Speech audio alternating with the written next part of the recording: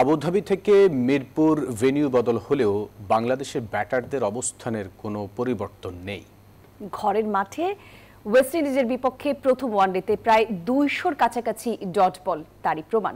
এছাড়া মিরপুরে উইকেটের জন্ম দিয়েছে বড় বিতর্ক।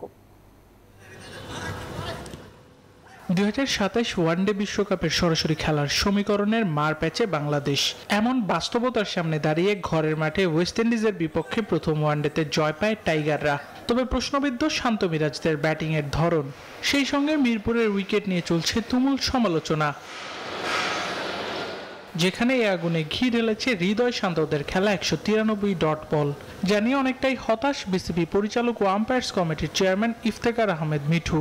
মিরপুর উইকেটে আমরা যেভাবে খেলি, সব মশার বিরুদ্ধে সুরক্ষা দিতে এলো বসুন্ধরা এক্সট্রিম অ্যারোসল, মশার বিরুদ্ধে এক্সট্রিম সুরক্ষা। সেইভাবেই খেলেছি। সেইটা বুঝতে হবে যে হোম অ্যান্ড আওয়ের মধ্যে একটা ডিফারেন্স থাকবে, সারা দুনিয়াতে এই জিনিসটা থাকে। তবে মিডিয়া কমিটির চেয়ারম্যান আমজাদ হোসেন বলছেন, চাইলে মিরপুরের উইকেট সহজেই বদলে ফেলা সম্ভব নয়। যে সয়েলের কম্পোজিশন যেটা, এটা তো আপনি চাইলে চেঞ্জ করতে পারবেন। আমাদের এখানে থাকে, অনেক সময় হয়, অনেক সময় হয় না। আর স্পেশালি এই উইকেটটা যেটা, এটা দেখবেন হচ্ছে আপনার সেন্টার উইকেট, যেটা 7 নাম্বার উইকেট।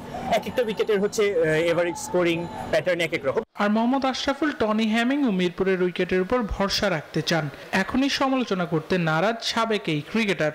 মিরপুরে তো আসলে এরকম উইকেটই হয়, সব সময় এরকমই হয়। হয়তোবা অন্য সময় আমরা যেটা দেখতাম যে হয়তোবা আপনার ঘাস দেওয়া থাকতো, আলগা ঘাস ছিটানো হতো। এবার উইকেটে কোনো ঘাস দেওয়া হয়নি বলেই কালারটা এত ব্ল্যাক লেগেছে। তবে দ্বিতীয় ওয়ানডেতে যে স্পিন উইকেটে খেলা হবে তা অনেকটাই অনুমেয়।